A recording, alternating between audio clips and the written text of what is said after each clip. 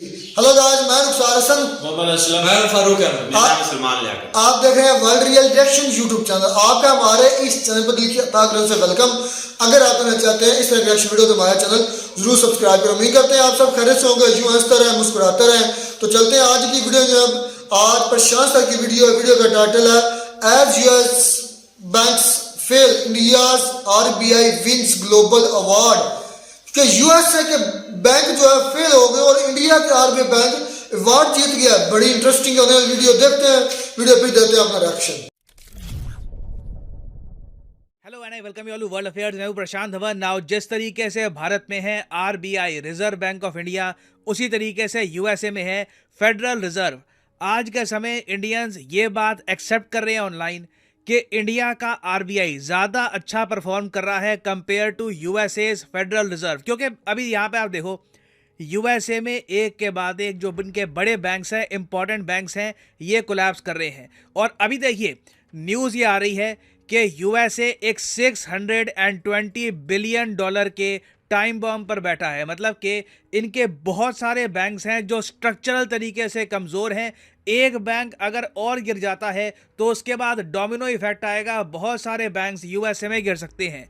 इसी बीच यूएसए के एक बहुत ही फेमस इन्वेस्टर रॉबर्ट कियोसाकी ने एक प्रेडिक्शन ये भी करी है कि संकट अभी टला है नहीं। यूरोप का एक बहुत ही बड़ा इन्वेस्टमेंट बैंक क्रेडिट स्विस ये भी हो सकता है कि कोलैप्स कर जाए। अभी काफ़ी ज़्यादा दिक्कतें आएंगी ग्लोबल बैंकिंग सिस्टम में। अब जब एक तरफ यूएसए में बैंक्स बैठ रहे हैं, यूरोप में संकट यह है कि इनका एक मेजर इन्वेस्टमेंट बैंक बैठ सकता है। इसी बीच रिजर्व बैंक ऑफ इंडिया के जो गवर्नर हैं शशिकांता दास साहब, इनको मिला है गवर्नर ऑफ द ईयर का अवार्ड। ये अपने आप में देखो बहुत ही इंपॉर्टेंट है क्रिकेटिंग टर्म्स में। अगर हम इसको समझने की कोशिश करें, देखो 100 रन बनाना, 100 रन मतलब कि एक सेंचुरी स्कोर करना किसी भी मैच में बड़ी बात होती है। मगर आप सबको पता है कि अगर कोई बैट्समैन 100 रन तब बनाता है जब वर्ल्ड कप का कोई फाइनल हो या फिर टीम को बहुत आवश्यकता हो, तब उस सेंचुरी की जो इम्पोर्टेंस है कई गुना ज़रा बढ़ जाती है। ये अवार्ड ओवर द इयर्स कई और गवर्नर्स को मिल चुका है। मगर आज के समय जब ग्लोबल बैंकिंग सिस्टम पे काफ़ी प्रेशर है,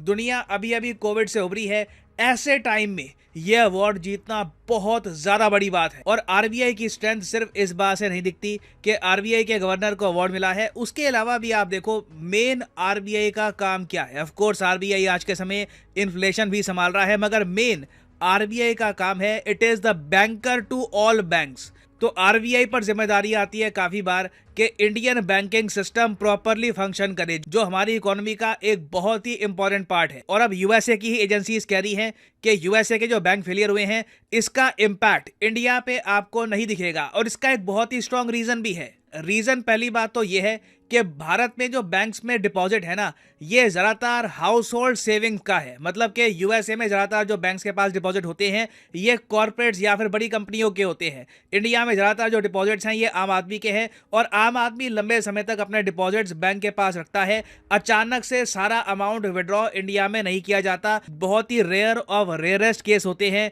जब एक बैंक के साथ ये प्रॉब्लम आती है। और अगर मान लीजिए कोई बड़े बैंक के साथ ये प्रॉब्लम आए भी, तब भी देखा जाता है इंडिया में काफ़ी बार उस बैंक में जो लोगों के डिपॉजिट्स हैं उनको बचा लिया जाता है। फॉर एग्जांपल येस बैंक का केस अगर हम देखें, अब यहाँ पे आप कह सकते हैं कई कोऑपरेटिव बैंक्स थे, उनका क्या हुआ। देखो कोऑपरेटिव बैंक का सिस्टम अलग होता है।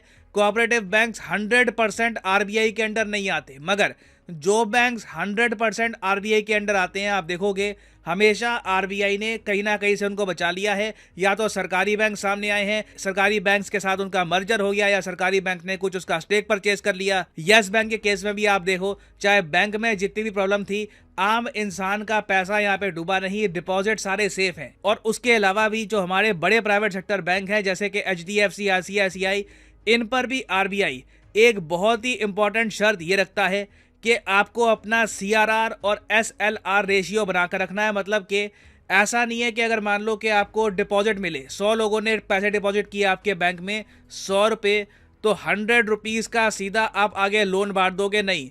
आपको एक सर्टन परसेंटेज, कभी ये परसेंटेज होता है 4%, कभी 4.5%, एक सर्टन परसेंटेज आपको कैश रिजर्व रेशियो में रखना पड़ेगा और उसके बाद एक सर्टेन परसेंटेज 18 से 19% आपको स्टैट्यूटरी लिक्विड रेशियो में रखना पड़ेगा। इससे क्या होगा कि कभी पैनिक नहीं फैलेगा। अगर मान लो बहुत से लोग थोड़ा बहुत विड्रॉ करते भी हैं तो बैंक कभी भी प्रॉब्लम में नहीं आएगा। जबकि यूएस और यूरोप में आप देखोगे ना तो बहुत ज़्यादा फ्री हैंड दिया जाता है बैंक्स को। बैंक्स अपने डिपॉजिट्स का काफ़ी बार बहुत बड़ा परसेंटेज, ऑलमोस्ट आप कह सकते हैं 90 to 95% ही सीधा आगे लोन में दे देते हैं। इनको भरोसा होता है अपनी इकोनॉमी पर कि जो भी हम लोन में दे रहे हैं वापस आएगा। अब एक एग्जांपल देखिए क्रेडिट स्विस का। ये स्विट्जरलैंड का बहुत ही बड़ा इन्वेस्टमेंट बैंक है। इस बैंक के बारे में रॉबर्ट कियोसाकी जो यूएसए के बहुत बड़े निवेशक हैं, एक ऑथर भी है, इन्होंने भविष्यवाणी ये करी है कि क्रेडिट स्विस कोलैप्स करेगा और उसके बाद यूरोपियन बैंकिंग सिस्टम में आप एक बहुत ही बड़ा संकट देखोगे। नाउ रॉबर्ट कियोसाकी की जो प्रेडिक्शंस हैं ये बहुत ही इंपॉर्टेंट है क्योंकि 2008 में जब यूएसए का लीमन ब्रदर्स कोलैप्स किया था उसकी प्रेडिक्शन भी रॉबर्ट कियोसाकी ने पहले कर दी थी। उसके अलावा इनकी बहुत सारी फेमस बुक्स भी हैं। एक बहुत ही फेमस बुक है, इसके बारे में आपने सुना होगा, रिच डैड पुअर डैड। तो ये खुल के कह चुके हैं कि जिस तरीके से अमेरिकन और यूरोपियन बैंक्स रन किए जा रहे हैं अभी संकट टला नहीं है। कई और बैंक्स, अब ये 1 साल बाद हो 2 साल बाद हो, वी डू नॉट नो, कई और banks in the future collapse करेंगे। और अगर आप सोच रहे हैं कि ये कैसे हो सकता है, क्रेडिट स्विस बहुत बड़ा नाम है, कोई ना कोई आके इसको बचा लेगा। देखिए पहले थोड़ा बहुत पैसा इनको आता रहा सऊदी बैंकर से, अब सऊदी बैंकर्स ने भी कह दिया कि और पैसा हम यहाँ पे ना डालते, क्रेडिट स्विस को अपना बिजनेस खुद ही मैनेज करना पड़ेगा। इवन भारत के जो फॉर्मर आरबीआई गवर्नर है रघुराम राजन ये भी कह चुके हैं कि क्रेडिट स्विस में बड़ी प्रॉब्लम्स हैं, इनका एक्चुअल में कोई प्रॉपर बिजनेस है नहीं। तो देखिए जो स्टेटमेंट्स आ रही है क्रेडिट स्विस के बारे में काफ़ी नेगेटिव है और मैं बिल्कुल कहूँगा अभी तक यूएसए में जो प्रॉब्लम्स आई हैं उसको हमारे आरबीआई ने, बैंकिंग सिस्टम ने प्रॉपरली झेल लिया है। उसका इम्पैक्ट हमको इतना पड़ा नहीं है। मगर मान लीजिए कल को अगर क्रेडिट स्विस भी कोलैप्स कर जाता है तो इसका थोड़ा बहुत इम्पैक्ट आप इंडिया में भी देखोगे, बट ये इम्पैक्ट आम आदमी तक नहीं पहुंचेगा। और इसका रीजन यही है कि रिजर्व बैंक ऑफ इंडिया की नंबर 1 प्रायोरिटी ये रहती है कि जो बैंक आरबीआई के अंडर आते हैं ना वहाँ पे पब्लिक का पैसा सेफ रहना चाहिए, क्योंकि जिस दिन लोगों का जो विश्वास है बैंकिंग सिस्टम से ये उड़ गया उसके बाद देखिए बहुत सारे जो हेल्दी बैंक्स हैं वो भी प्रेशर फेस करेंगे। लोग वहाँ से भी पैसा विड्रॉ करना स्टार्ट कर देंगे, लोग वापस गोल्ड में अपना पैसा स्टोर करके या फिर प्रॉपर्टीज़ में पैसा स्टोर करके बैठ जाएंगे।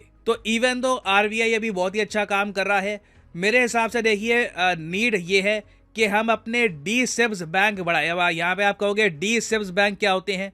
आरबीआई ने आज से कुछ साल पहले एक लिस्ट निकाली डोमेस्टिक सिस्टमैटिकली इंपॉर्टेंट बैंक्स की। ये बैंक्स आरबीआई कहता है कि सीआरआर एसएलआर के अलावा एडिशनल अमाउंट हमेशा अपने पास रखते हैं किसी भी प्रॉब्लम से निपटने के लिए, और ये बैंक्स हमारी इकोनॉमी का बहुत ही इंपॉर्टेंट पार्ट हैं। They are too big to fail, मतलब कि कल को कुछ यहाँ पे प्रॉब्लम आई तो भारत सरकार खुद इन सारे बैंक्स को बचाएगी। अभी के लिए इस लिस्ट में आपको एसबीआई, आईसीआई, एचडीएफसी बैंक मिलेंगे। अगेन जो हम बात कर रहे हैं ना यहाँ पे, हम बात कर रहे हैं वॉर की या कोई बहुत बड़ा एक जियोपॉलिटिकल इवेंट हो जाता है तो उस केस की हम बात कर रहे हैं, नहीं तो generally speaking Indian banks under RBI ये बहुत साउंड है, सिक्योर है, रेगुलेशंस बहुत ज़्यादा यहाँ पर टाइटली फॉलो की जाती है और इसलिए इतनी ज़्यादा खराब पिच पे, देखो पिच जब बिल्कुल बैटिंग वाली हो तब 100 रन हर कोई बना लेता है कि जी आखिरी मैच है, मैच का कोई इंपॉर्टेंस भी नहीं है। मगर जब पिच खराब हो, नीड हो कि आप कंट्री के लिए परफॉर्म करें, उस समय जो परफॉर्म करके दिखाता है ना, that person is really special. तो शशि कांता साहब, कुडोज टू हिम, बहुत ही अच्छी परफॉर्मेंस है इनकी। तभी सेंट्रल बैंकिंग जो सेंट्रल बैंक्स पर रिसर्च पब्लिश करता है, इसने डिक्लेयर किया है इनको the governor of the year एक बहुत ही ज्यादा मुश्किल समय में। और फाइनली यहाँ पर मैं ये भी ऐड कर दूं कि अनअकैडमी की एक मैसिव सेल चल रही है, 20% ऑफ सेल। हर एग्जाम में ये आपको डिस्काउंट मिलेगा, चाहे NEET, IIT, JEE, bank, UPSC, कोई भी एग्जाम की आप कर रहे हैं प्रेपरेशन, आप ये 20% डिस्काउंट अवेल कर सकते हैं। यूजुअली ये डिस्काउंट होता है 10% का, आजकल ये डिस्काउंट 20% कर दिया गया है। तो कमेंट सेक्शन में जाइए। फॉर एग्जांपल लेट्स से आप प्रिपेयर कर रहे हैं यूपीएससी एग्जाम के लिए, यूपीएससी के लिंक पर यहाँ पे आप करोगे क्लिक तो यहाँ पे आप परचेज कर पाओगे ये कोर्स विद 20% डिस्काउंट। कोड यहाँ पे ऑलरेडी वैसे लगा होगा PD10, बट अगर यहाँ पे नहीं लगा होता तो यहाँ पे आपको बस कोड डालना है PD10 और अपने आप देखोगे प्राइसेस गिरना स्टार्ट हो जाएंगे. You will be able to save a lot of money. So use the code PD10 and save money. इसी नोट के साथ यह है वीडियो का अंत. Thank you for listening and as always God bless you all.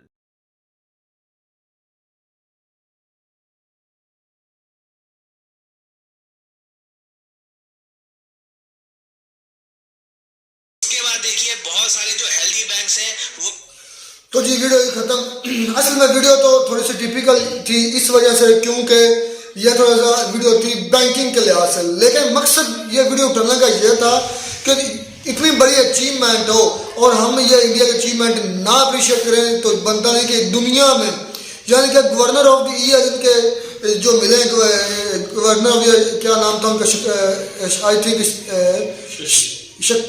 नाम खैर मुश्किल था नहीं मैं ले सकता, दास है आज उनके आने पर दास आता था, उनको मिला गवर्नर ऑफ द ईयर. और RBI ने जीता, बीट कर दिया है इंडिया जो बैंकिंग सिस्टम है उनका अमेरिका के. ये थोड़ी अचीवमेंट है, ये बहुत बड़ी अचीवमेंट है. एक इंडिया की तरफ निकला है, इंडिया सारी दुनिया निकली कोविड की तरफ से. और जिस तरह प्रशांत सर ने कहा कि अगर कोई प्लेयर सेंचुरी करता है आम हालात में तो वो चलो उसकी एफर्ट है, वो मानी जाती है कि उसने बड़ी एफर्ट के साथ काम किया. लेकिन जब कोई प्लेयर फाइनल मैच हो, प्रेशर हो, पूरी दुनिया का प्रेशर हो, पूरी दुनिया की तरफ से प्रेशर आ रहा हो, आपकी कंट्री की तरफ से प्रेशर आ रहा हो, तो तब आप क्या करते हैं, फिर जब आप सेंचुरी फिर करते हैं तो फिर वो मानी बहुत रखती है, फिर वो यादगार रहती है. इस तरह इंडिया ने किया है, इंडिया के बैंकिंग सिस्टम ने किया है, इंडिया के पढ़े लिखे बैंकर्स ने किया है. मतलब कि इंडिया में भी ये तलीम के म्यार की वजह से ये हुआ ना. अगर मैं मिसाल देता पाकिस्तान में ये तलीमी म्यार इस तरह का होता तो मेरा ख्याल में पाकिस्तान की बैंकिंग सिस्टम भी ठीक होता, या पाकिस्तान के बैंकर्स जो हैं वो अपने आप को कुछ ना कुछ स्टेबल करने के लिए कोई ना कोई अच्छा सद्देबाब करते, लेकिन नहीं हुआ. लेकिन हम हर साल हर 6 मंथ बाद हम क्या करते हैं, हम IMF के पास जा रहे हैं, ये आपकी एजुकेशन ठीक है. जी असलम भाई आप इस पर क्या कहना चाहिए, इंडिया के बैंकिंग ने बीट किया है USA के बैंकिंग सिस्टम को RBI ने. जी भाई मैं अप्रिशिएट करता हूँ इंडिया को, बहुत अच्छी अचीवमेंट है. एक नाम निकला इंडिया का. तकरीबन मैं कहता हूँ कि आए रोज कोई ना कोई इंडिया का कोई ना कोई अचीवमेंट आती रहती है माशाल्लाह. और ये टोटल उनके तलीमी म्यार की वजह से, मुल्की हालात सेट होने की वजह से, स्टेबल होने की वजह से, कोई ना कोई और कट्टरपंथी ना होने की वजह से, कट्टरपंथी ना होने की वजह से. जी ऐसे ही है. हम बहुत कट्टरपंथी है, इसमें कोई शक नहीं है. ये तो ऐसा ही है. हमारा मुल्क के स्टेबल होने की वजह से, मुल्क के तलीमी म्यार पे फोकस करने की वजह से ऐसी अचीवमेंट होती रहती है. और इंडिया तो स्पेशली इस वक्त बहुत बेहतर जा रहा है ना हर मामले में. हाँ, कभी कोई गवर्नर लग जाता है, कभी CEO लग जाता है यूट्यूब का, कभी रिसेंटली को बैंक में लगा नहीं, अजय बग्गा साहब आई थे CEO ऑफ वर्ल्ड बैंक. ये क्यों लगा? क्लेम की वजह से. ये इन्होंने एक वर्ल्ड अवार्ड हासिल किया जी. तो लाजमी बात है अगर इंडिया कोई ना कोई अचीवमेंट करता है तो उसको अप्रिशिएट करना चाहिए. अच्छा फरूक भाई, उस्मान भाई बैठे हैं, आपसे मैं पूछना चाहूँ क्या पाकिस्तान कट्टरपंथी का मतलब है कि हम अपने मजहब में इतने ज्यादा सख्त हैं कि हमें मजहब से ऊपर कोई चीज नहीं दिखती. हम ये भी हम जो दुनियावी काम है वो भी इस चीज वजह से सही तरीके से नहीं कर सकते. तो आप क्या समझते हैं कि इंडिया के लोगों में क्लीन का ज्यादा है रुझान है हमारे निस्बत, ये क्यों तरक्की कर रहे हैं? आप क्या समझते हैं दोनों इस पर? जी फरूक भाई. जी बिल्कुल, हम तो यही समझते हैं कि वो हमसे आगे जा रहे हैं. क्यों जा रहे हैं? तालीम की वजह से और अपने मेयार की वजह से. उनके मुल्क में अभी कुछ सुकून है, हमारे मुल्क में तो अफरा तफरी मची हुई है. हम क्या करें और क्या कर सकते हैं ये हमें कुछ पता ही नहीं है कि हम करेंगे क्या. वो सोचते हैं कि हमने ये करना है और वो करके दिखाते हैं, इसलिए वो आगे जा रहे हैं. हाँ सलमान भाई आप क्या कहेंगे, जो बैंकिंग में उन्होंने बीट किया USA के बैंक्स को, आप आज पहली बार बैठे हैं, जो भी अपना पॉइंट ऑफ व्यू देना चाहे भी, इनका जो पॉइंट ऑफ व्यू ये अभी नया में बैठे होते हैं, पहली मरतबा बंदा कैमरे पर बैठकर थोड़ा सा कंफ्यूज होता है, तो जो भी ये पॉइंट दें थोड़ा सा दरगुजर करें. जी सलमान भाई. बहुत अच्छा भाई अचीवमेंट कर रहे हैं ये. और किस क्यों कर रहे हैं आपको क्या लगता है, वजह क्या क्या वो मजहब को बीच में बहुत ज्यादा ज़हीन है वो. अच्छा मानते हैं आप? स्टडी में हाँ मानते हैं भाई, स्टडी में भी आ गए हैं, हर चीज में वो मेहनत करते हैं, ज्यादा मेहनत करके आगे जाते हैं. हम बिल्कुल यही वजह है कि अगर मेहनत करोगे ये तो अगर हम कहते तो हैं कि हम इस्लाम के बड़े पैरोकार हैं, हम मुसलमान हैं, कुरान में वाज़ेह फरमान है कि अगर आप मेहनत करोगे तो कामयाब तभी होगे। इससे कोई फ़र्क नहीं पड़ता कि आप मुसलमान हैं, हिंदू हैं, क्रिश्चियन हैं, मेहनत का लफ्ज़ आया, साथ में मज़हब का लफ्ज़ नहीं आया। तो मैं जो भी करता कामयाब तो वो मैं कर रहे हैं, तो वो मैं कामयाब भी और दुनिया देख भी रही है, और हम हर मामले में वो दुनिया को बीट करता जा रहा है, स्पेशली USA को बीट कर दिया। ये बड़ी मानी खेज बात थी। तो मैं कहते हैं आपको हमारी ये वीडियो अच्छी लगी होगी, वीडियो अच्छी लगी हो तो हमारे चैनल जरूर सब्सक्राइब करें। मिलते हैं नई वीडियो में नया टॉपिक के साथ, तब तक दीजिए इजाज़त।